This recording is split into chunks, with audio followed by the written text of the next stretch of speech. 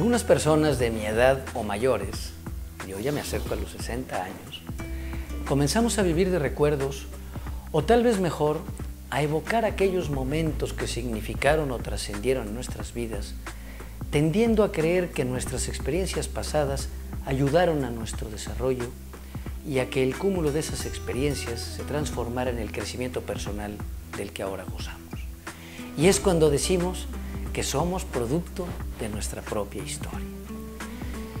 Pensando en estas cosas me vino a la mente una película maravillosa realizada por allá en el año de 1943, ambientada en los años del cambio del siglo XIX al XX, en los finales del Porfiriato, y que de manera más que divertida nos cuenta las peripecias de don Susanito Peñafiel y Somellera, interpretado por don Joaquín Pardavé, y quien se ostenta como el secretario particular y de las más grandes confianzas de nada menos y nada más que de don Porfirio Díaz Mori, presidente de México, y cuyos enredos comienzan cuando aquel debe entregar un piano que el propio presidente decide regalar a su amigo don Jesús Flores, interpretado por Fernando Soler, en atención a que éste habría dedicado su composición del Vals Carmen en honor a su esposa, doña Carmen Romero Rubio. Esta película fue titulada México de mis recuerdos.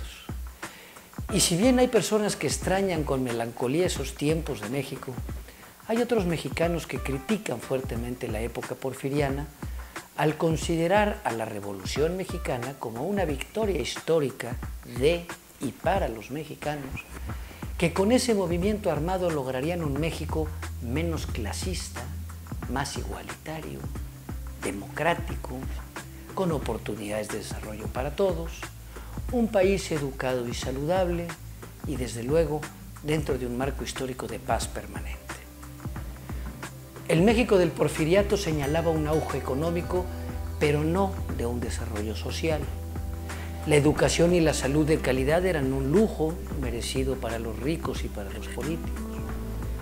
Las personas del campo vivían en extrema pobreza y las ciudades no alcanzaban a ofrecer las oportunidades laborales exigidas para sus migrantes. La economía del país se basaba fundamentalmente en las inversiones extranjeras, pues no parecía ser representativa la inversión de los nacionales, quienes preferían ser conservadores y avariciosos. Los recursos naturales, especialmente representados por la minería, parecían también ser un basamento fundamental para aquella economía.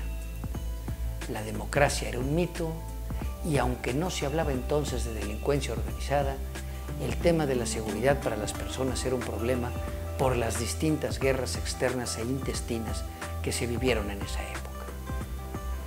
Pues bien, ha pasado un siglo entero desde aquellos días y a veces me parece ver a un México que se hunde cada vez más en la profundidad de esos mismos problemas que acabo de describir.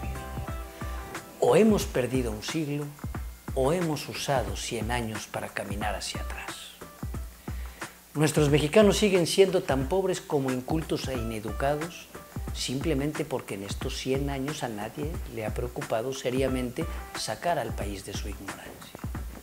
En materia de salud tenemos muchos más hospitales y clínicas rurales, pero falsamente gratuitas y con un alto grado de corrupción, ineficiencia e ineptitud, que son más causa de otros males que de solución saludable para los pobres.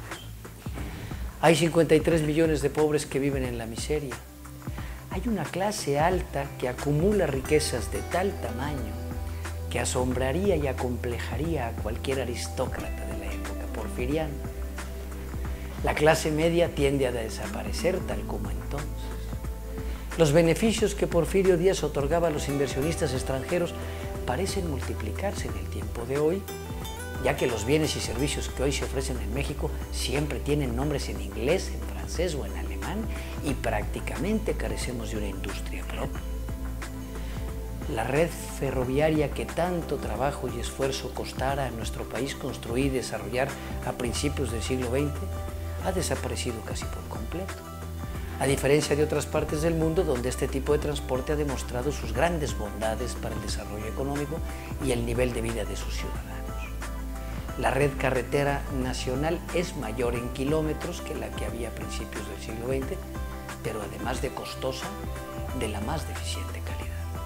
Nuestros sistemas de comunicación producen corruptos, no servicios para los mexicanos.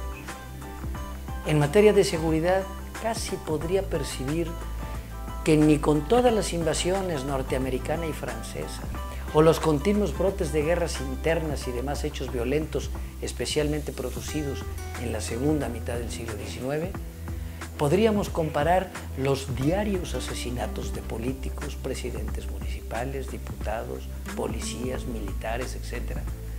O la aparición continua de fosas, o la desaparición y muerte de estudiantes, los secuestros y extorsiones, las cuotas de piso, la trata de personas, etcétera, etcétera, que llenan las páginas de nuestros noticiarios, pero más aún las páginas de nuestra realidad social.